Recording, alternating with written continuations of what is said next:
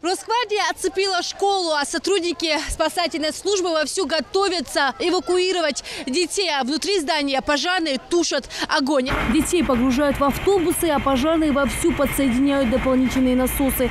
Пока одна группа работает снаружи, другая отрабатывает внутри.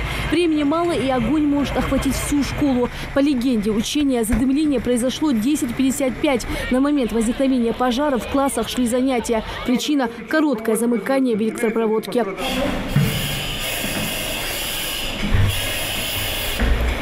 Пока пожарные тушат вовсю пламя, спасатели обходят все классы и проверяют, остался ли кто-то из учащихся в школе. Выясняется, что один ребенок не успел выйти, задохнулся дымом и потерял сознание.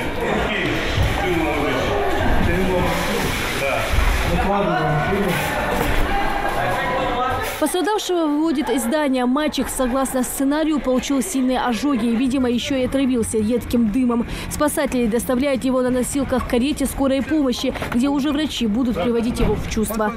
Один человек у нас пострадавший. Как его состояние, что больной? Ожоги. Перелом руки. Частично травма головы, да. Мы оказали первую помощь и быстро доставили до кареты скорой помощи. А как быстро вы выезжаете? Как только вам взяться, выезжаете? Как только сразу сигнал поступает, сразу выезжаем.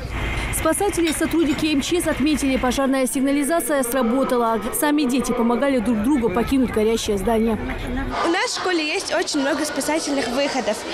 Нам было очень страшно. Мы вышли с нашими педагогами. Нас вывели на улицу, приехали пожарные, спасли нас. Сегодня на этих занятиях они получили дополнительные сведения, как себя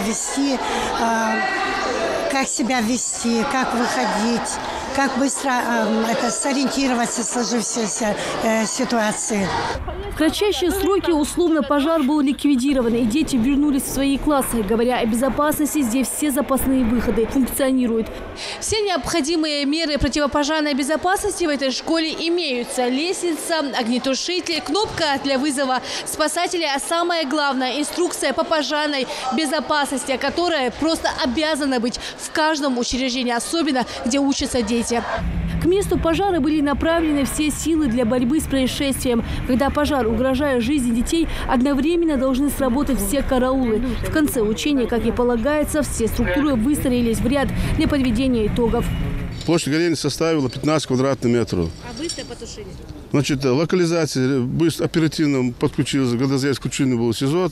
За 2 минуты была локализация проведена, и за 5 минут было ликвидирован очаг возгорания. Основная цель, значит, вот этих мероприятий, которые мы проводим, максимально минимизировать последствия любой чрезвычайного происшествия, любой чрезвычайной ситуации для населения особенно. Чтобы, значит, поэтому, насколько будет взаимодействие всех сил и средств нашего звена, настолько будет, значит, результат при ликвидации последствий любой типа, не только пожарного характера, и террористического, и техногенного, и природного. Всего за время учения эвакуировали 150 учащихся. Это говорит о слаженной работе всех структур. Сегодня этот пожар лишь продуманный сценарий, но в реальной жизни все идет далеко не по плану, поэтому всегда нужно быть начеку. Ирина Сычоева, Адам Далаков. Новости 24.